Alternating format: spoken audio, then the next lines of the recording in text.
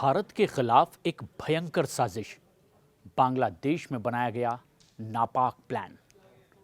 दरअसल शशि थरूर की अध्यक्षता वाली विदेश मामलों की संसदीय समिति की रिपोर्ट पार्लियामेंट में पेश की गई है और इसमें साफ साफ कहा गया कि बांग्लादेश के हालात 1971 के बाद से सबसे ज्यादा खराब हैं और वो दूसरा पाकिस्तान बनने की ओर बढ़ रहा है। इसमें चीन पाकिस्तान की साजिश और जनरेशन डिस्कनेक्ट सबसे बड़ी चिंता की वजह भी है।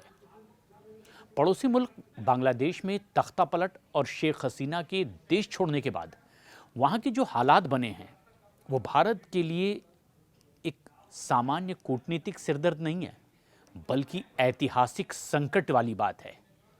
शशि थरूर की अध्यक्षता वाली विदेश मामलों की संसदीय समिति ने संसद में जो अपनी रिपोर्ट पेश की है उसमें ये डराने वाली तस्वीर सामने आई है और इस रिपोर्ट में साफ साफ कहा गया है कि ढाका में सत्ता परिवर्तन केवल एक सरकार का बदलना नहीं है, बल्कि ये भारत के प्रभाव को जड़ से उखाड़ने की एक बहुत गहरी साजिश का हिस्सा हो सकता है।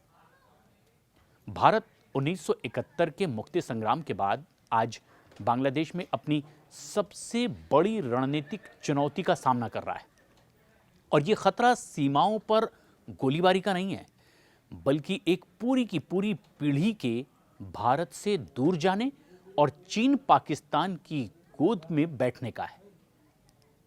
रिपोर्ट में एक गैर सरकारी विशेषज्ञ की भी गवाही का हवाला दिया गया है, जिसमें 26 जून 2025 को समिति के सामने उन्होंने जो कहा वो भारत की सुरक्षा तंत्र की नींद उड़ाने वाली बात है, जिसके मुताबिक भारत 1971 के मुक्ति संग्राम के बाद से बांग्लादेश में अपनी सबसे बड़ी रणनीतिक चुनौती का इस वक्त सामना कर रहा है। 1971 की चुनौती अस्तित्व से जुड़ी हुई थी, एक मानवीय संकट और एक नए राष्ट्र के जन्म के लिए।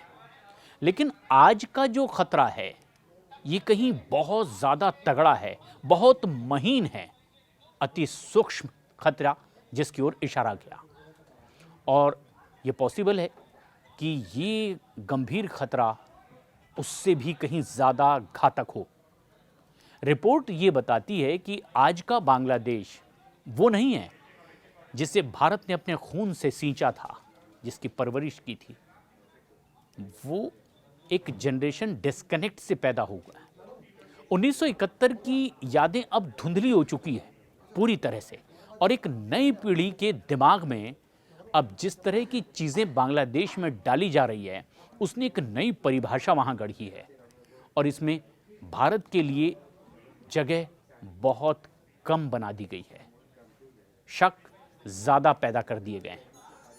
एक्सपर्ट्स की इस कमेटी को बताया गया कि आवामी लीग के वर्चस्व का पतन और युवा नेतृत्व वाले उग्र ऐसी भावनाओं का उभार जो बांग्लादेश में हो रहा है वो भारत के लिए बहुत बड़े खतरे की घंटी है। और सबसे चिंताजनक बात यह है कि इस खालीपन को भरने के लिए इस्लामवादी ताकतें चीन और पाकिस्तान एक साथ आ गए हैं और ये तिकड़ी भारत के चिकन नेक कॉरिडोर में ठीक बगल में एक नया मोर्चा भी खोल सकती है और ये भारत के लिए एक बहुत मुश्किल खड़ी करने वाली परिस्थिति होगी। बांग्लादेश में जारी राजनीतिक भूचाल के बीच में ये सबसे बड़ा सवाल अभी भी बना है, शेख हसीना की भारत में मौजूदगी और उनकी बयानबाजी को लेकर के ये सवाल खड़े किए जा रहे हैं। बांग्लादेश की आंतरिक सरकार और वहां के कट्टरपंथी गुट लगातार आरोप लगा रहे हैं कि भारत शेख हसीना को अपनी जमीन से राजनीति करने दे रहा है और इस पर संसदीय समिति की रिपोर्ट में विदेश सचिव ने बयान दिया, स्थिति को स्पष्ट करने की कोशिश की, लेकिन यह स्पष्टीकरण कूटनीतिक असमंजस को भी दिखाता है कि ये एक ऐसी परिस्थिति है जो बड़ी दुविधा वाली परिस्थिति भारत के लिए। विदेश सचिव ने समिति को यह बताया है कि शेख हसीना अपना बयान अपनी पर्सनल कम्युनिकेशन डिवाइस के माध्यम से दे रही हैं और जिन तक के उनकी अपनी पहुंच है। भारत सरकार उन्हें भारतीय क्षेत्र से किसी भी प्रकार की राजनीतिक गतिविधि करने के लिए कहीं से कोई ऐसा मंच उपलब्ध नहीं करा रहा है। ये सफाई तो है। साथ ही ये भी कहा गया कि कोई राजनीतिक स्थान भी उन्हें नहीं दिया जा रहा।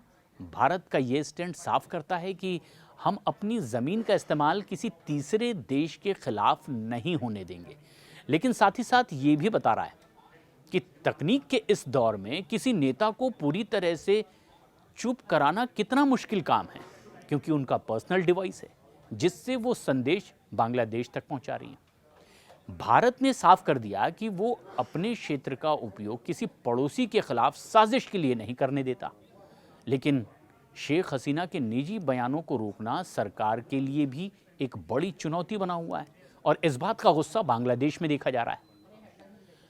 लेकिन भारत के लिए चिंता की बात, शशि थरूर की समिति ने विदेश मंत्रालय को सबसे ज्यादा कचोटने वाला, चुभने वाला सवाल भी पूछ लिया कि आखिर इतनी मीडिया रिपोर्ट्स के बावजूद भारत सरकार बांग्लादेश के इस महासंकट का पुनर्नुमान आखिर पहले ही क्यों नहीं लगा पाई। ये क्या एक बड़ी चूक नहीं थी कि हम उसका पूर्वानुमान लगाने में नाकाम रहे? और ये सवाल इसीलिए भी अहम है क्योंकि भारत हमेशा से बांग्लादेश की राजनीति पर बहुत नज़दीक से, बारीकी से नज़र रखता है, और क्यों ना हो, भारत उसके उद्गम का सबसे महत्वपूर्ण कारक रहा। ऐसे में सवाल है कि क्या हमारी खुफिया एजेंसियां उस वक्त सो रही थी जब ये हालात पैदा हो रहे थे? एक बड़ी साजिश भारत के खिलाफ रचने की शुरुआत हो रही थी। ये तीखे सवाल उस कमेटी ने सामने रख दिए और इसमें लिखित जवाब भी दिया गया। विदेश मंत्रालय ने इस पूरे मामले में कहा, अपनी स्थिति को साफ करते हुए, कि सरकार वहां के घटनाक्रमों पर प्राथमिकता के आधार पर नजर बनाए हुए, और विदेश मंत्रालय ने दलील ये भी दी कि 7 जनवरी 2024 को हुए चुनाव में शेख हसीना की आवामी लीग ने वहां की 300 में से 224 सीटें जीती थी और इसमें उनकी पकड़ मजबूत दिखाई दी थी। हालांकि मंत्रालय ने यह भी माना है कि उस चुनाव में मतदान का प्रतिशत केवल 40% था, जो ये इशारा करता है कि शायद जमीन पर सब कुछ ठीक नहीं था। खतरे का बदला हुआ ये एक रूप है। रिपोर्ट में यह भी कहा गया कि यह खतरा अब पहले जैसा नहीं है, बल्कि ज्यादा गहरा है, ज्यादा मुश्किल पैदा करने वाला हो सकता है, और वहां हो रहे राजनीतिक बदलाव और भारत से दूर जाने की कोशिश से ये जुड़ा हुआ बदलाव है। और बड़ी चिंता की बात, आवामी लीग का कमजोर पड़ना और युवाओं में उग्र कट्टरपंथियों की वापसी और चीन पाकिस्तान का बढ़ता दखल, ये भारत के लिए एक बड़ी चिंता की बात है। शेख हसीना का भी बयान ये भी एक परेशानी खड़ी कर रहा है। विदेश सचिव ने समिति को भी ये बताया कि शेख हसीना अपने निजी फोन के उपकरणों के जरिए वो बयान दे रही है। राजनीति करने की छूट हमारी तरफ से उन्हें नहीं दी गई है, ना ही ऐसा कोई प्लेटफॉर्म उन्हें मुहैया करवाया गया है। यानी भारत ने ये बताया कि शेख हसीना को अपनी ज़मीन से, यानी भारत की ज़मीन से बांग्लादेश में किसी तरह की कोई राजनीति करने के लिए मंच उपलब्ध नहीं करवाया जा रहा है। भारत का नियम इस मामले में बिल्कुल साफ है। विदेश सचिव ने कह दिया कि भारत अपनी ज़मीन का इस्तेमाल किसी तीसरे देश जैसे कि बांग्लादेश के लिए ही किसी भी बड़ी साजिश के लिए करने की इजाज़त ही नहीं देता, और ऐसे में रिश्ते बचाने की एक बड़ी कोशिश होनी चाहिए। ये इस रिपोर्ट के जरिए सामने आया। विदेश मंत्रालय ने इस पर बताया कि बांग्लादेश की राजनीतिक उथल पुथल पर असर दोनों देशों के रिश्तों पर पड़ा है और इसकी पूरी कोशिश की गई है नई सरकार से बातचीत की जाए। भारत ने बांग्लादेश की अंतरिम सरकार से बातचीत जारी रखी हुई है और वहां की जनता की इच्छाओं का भी सम्मान किया जा रहा है।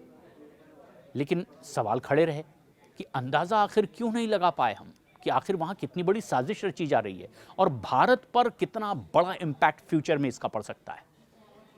समिति ने यह सवाल पूछा भी कि इतनी बड़ी घटना वहां पर हो गई, क्या हम बेखबर रहे? भारत सरकार वहां के संकट पर पहले से सही अंदाजा क्या लगा पाई थी? ऐसे में जवाब ये आया कि सरकार ने कहा है कि बांग्लादेश के घटनाक्रम पर लगातार पैनी नज़र बनाए हुए हैं और चुनाव का भी एक तर्क दिया गया जो मंत्रालय ने बताया कि जनवरी 2024 में जो चुनाव हुए थे, शेख हसीना ने बम्पर जीत हासिल की थी, 224 सीटें जीत ली थी 300 में से। तो ये लगा कि उनकी पकड़ देश में बहुत मजबूत है, वहाँ हालात ऐसे खराब नहीं होंगे जिसका इस्तेमाल करते हुए भारत को नुकसान पहुंचाने की कोशिश हो सकती है। लेकिन ये जिक्र बहुत गौर करने वाली बात है कि तब बांग्लादेश में वोटिंग ही 40% हुई थी। मतलब क्या कुछ भीतर ही भीतर बड़ा सुलग तो नहीं रहा था, लेकिन जो हकीकत आई वो कुछ और ही थी। अब इस मसले में चीन और पाकिस्तान की एंट्री और ज्यादा खतरनाक बना देती है पूरी परिस्थिति को। और ये भारत के लिए सिर्फ डबल नहीं, ट्रिपल है। और इस ट्रिपल में हमें सचेत होने की ज्यादा जरूरत है। रिपोर्ट का ये सबसे खतरनाक पहलू है। बांग्लादेश में चीन और पाकिस्तान के बढ़ते प्रभाव का जिक्र भी किया गया। आवामी लीग के सत्ता से हटने और उन ताकतों को ऑक्सीजन मिल जाने की भी बात कही गई जो पारंपरिक रूप से भारत विरोधी विचारधारा के लोग हैं। और ये क्या साजिशन वहां पर किया गया है जिससे कि भारत को नुकसान पहुंचे, ये एक बड़ा सवाल है।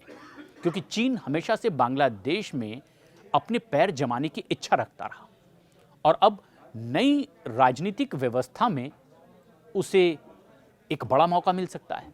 भारत को दरकिनार कर बड़े प्रोजेक्ट्स हथियाने और कर्ज का जाल बांग्लादेश में फैलाने का मौका चीन को मिल गया है। 1971 की हार का बदला लेने के लिए पाकिस्तान की ISI, जो इस बात के लिए कुख्यात रही है, दशकों से मौके की तलाश में है। क्योंकि कई नापाक मंसूबों को भारत की ओर से तगड़ा जवाब मिला है, लेकिन अब बांग्लादेश के जरिए वो उस पुराने जख्म को फिर एक बार बदले के रूप में इस्तेमाल कर सकता है। और समिति के सामने ये तमाम बातें रखी गई है और ये इशारा करती है कि इस्लामवादी ताकतों की वापसी के पीछे कहीं ना कहीं पाकिस्तान का एक बड़ा गहरा हाथ हो सकता है चीन के शय पर। और इतनी बड़ी उथल पुथल के बावजूद विदेश मंत्रालय ने समिति को भी ये बताया कि हाथ पर हाथ धरकर नहीं बैठे हैं। यानी भारत की कोशिशें लगातार जारी है नज़दीक से नज़र बनाकर रखने की कि कहीं कोई और बड़ी गड़बड़ी, भारत के खिलाफ कोई बड़ी साजिश ना हो जाए। मंत्रालय ने यह भी कहा है कि उनकी ये कोशिश है कि बांग्लादेश के आंतरिक राजनीतिक घटनाक्रम के प्रभाव से द्विपक्षीय संबंधों को अलग रखा जाए। इसका मतलब ये है कि भारत अब सरकार से सरकार यानी गवर्नमेंट टू गवर्नमेंट और लोगों से लोगों को यानी पीपल टू पीपल कनेक्ट रिश्तों पर फोकस करे ताकि कोई बड़ी साजिश उतना बड़ा नुकसान भारत को ना पहुंचा सके। चाहे वहां सत्ता में कोई भी हो, भारत ने बांग्लादेश की अंतरिम सरकार के साथ संवाद लगातार जारी रखा है और इससे साफ है कि बांग्लादेशी जनता की आकांक्षाओं का हमें समर्थन भी करना है। लेकिन सबसे बड़ी बात यह कि क्या दरअसल ये साजिश सिर्फ बांग्लादेश में तख्ता पलट की थी या फिर बांग्लादेश तो महज एक मोहरा था, बांग्लादेश की जमीन का तो महज इस्तेमाल किया गया। दरअसल दुश्मनों की साजिश बहुत बड़ी है, भारत की उन गहरी जड़ों पर आघात पहुंचाने की। और ये क्या उसी की दिशा में बढ़ाया गया कदम था? समय रहते इसके लिए सचेत होना होगा। शशि थरूर की अध्यक्षता वाली कमेटी ने कई अहम बातें इस रिपोर्ट के जरिए भी सामने रखी है। अब ये बात समझने की भी है कि क्या वाकई कुछ इस तरह की ताकतें हैं जो भारत की जड़ों पर असली प्रहार करना चाहती हैं और तुरंत नहीं, लॉन्ग टर्म में इसकी साजिश बड़े लंबे अरसे से की जा रही थी। और क्या भविष्य में भी इस तरह की नापाक हरकतों के लिए ये साजिश ऐसे ही रचते रहेंगे?